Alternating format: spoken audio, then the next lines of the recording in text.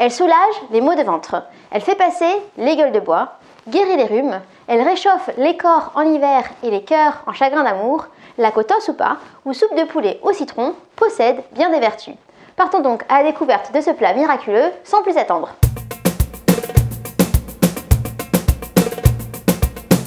Yassas, ici Angélique et je vous souhaite la bienvenue sur Cuisine à la grecque, la chaîne qui vous apprendra à cuisiner grec étape par étape. Si vous aussi vous aimez la cuisine grecque, alors je vous recommande de vous abonner à la chaîne afin que je puisse vous notifier des futures recettes.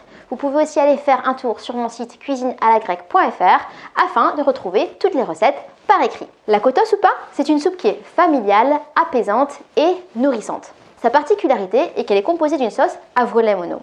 Avro en grec ça veut dire œuf et lemoni ça veut dire citron.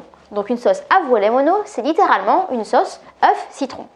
La légère acidité du citron combinée à l'onctuosité de l'œuf élèveront votre soupe au niveau supérieur. Il faut également savoir que cette sauce avrolemono constitue la base de nombreux plats grecs.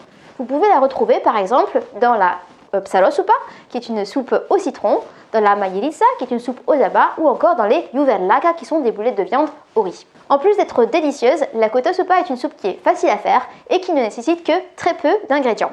Allons donc les découvrir sans plus attendre, ou pamé comme on dit en grec.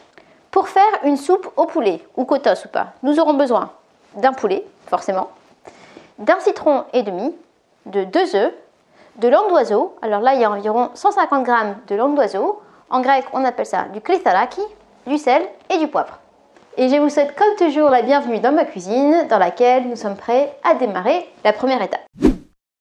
La première étape va simplement consister à faire cuire notre poulet. Pour cela, je le dispose dans une casserole suffisamment grande et je le recouvre d'eau. Il faut qu'il soit recouvert complètement. On va ensuite attendre quelques minutes, le temps que l'eau commence à bouillir. Lorsque l'eau de votre poulet commence à frémir puis à bouillir, il se peut qu'il y ait de l'écume qui me remonte à la surface ou de la petite mousse blanche. Si jamais c'est le cas, n'hésitez pas à prendre une petite louche et à retirer l'écume avec cette dernière. Dans mon cas, on a de la chance, on n'en a vraiment pas beaucoup et des fois ça fait vraiment des petits amas blancs un peu partout. Le poulet devra cuire pendant 50 minutes à 1 heure. Je retire mon poulet de la casserole et je le réserve de côté. Je rajoute les pâtes dans le bouillon de poulet et je les laisse cuire le temps indiqué sur le paquet, moins 3 minutes. On va commencer par casser les œufs dans un récipient séparé. On va bien les battre en omelette. Une fois que notre mélange est bien mousseux, on va presser nos citrons. On reprend nos œufs battus, on leur ajoute un petit peu de sel. On va incorporer progressivement le jus de citron à l'œuf battu. Notre sauce avrolemono est prête, il va falloir qu'on la rajoute à nos pâtes. Attention cependant, car si on rajoutait notre sauce avrolemono directement dans l'eau bouillante des pâtes, on terminerait avec une omelette. En effet, l'œuf cuirait. Il y a donc un petit secret à connaître pour ne pas terminer comme ça, qui va être de vous abonner à la chaîne et de la partager avec tous vos amis. Je plaisante, bien évidemment, c'est pas ce qui va vous aider pour votre sauce avrolemono, mais ça aidera bien la chaîne à grandir. Pour réussir l'avrolemono, il y a quand même bien un secret. Le secret, ça va être de rajouter un petit peu d'eau des pâtes directement dans notre sauce qui contient l'œuf et le citron pour augmenter un petit peu la température de notre sauce avrolemono. Et ensuite, une fois que le mélange sera tempéré, on va le rajouter au reste de notre soupe. À l'aide de ma louche, je vais donc extraire un petit peu d'eau de soupe. Je vais l'incorporer à mon mélange en mélangeant de façon continue. Je vais répéter l'opération avec quelques louches en plus.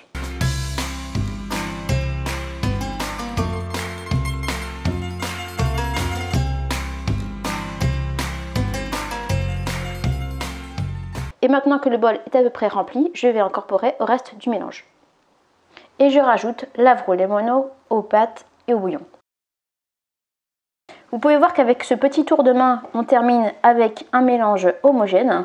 Et maintenant, il ne reste plus qu'à attendre 2-3 minutes, le temps que cela rebout encore un petit peu avant d'éteindre le feu. Notre soupe est à présent terminée, il ne reste plus qu'à la disposer dans une assiette pour pouvoir la manger. Alors là, vous avez deux options. Soit vous mettez votre poulet directement dans votre soupe et vous mangez tout ensemble, soit vous mettez votre poulet dans une petite assiette séparée et vous mangez les deux séparément. Pour la disposition, vous pouvez par exemple mettre un petit peu de soupe dans une assiette. Et puis si vous choisissez l'option de tout manger en même temps, vous mettez un petit morceau de poulet ou un gros morceau. Donc ici je mets par exemple une cuisse. Et ensuite on va pouvoir lui mettre par exemple un petit peu de persil pour la couleur. Voilà. Et on va terminer avec un petit peu de poivre. Et voici une jolie assiette de soupe au poulet. On va tester tout ça.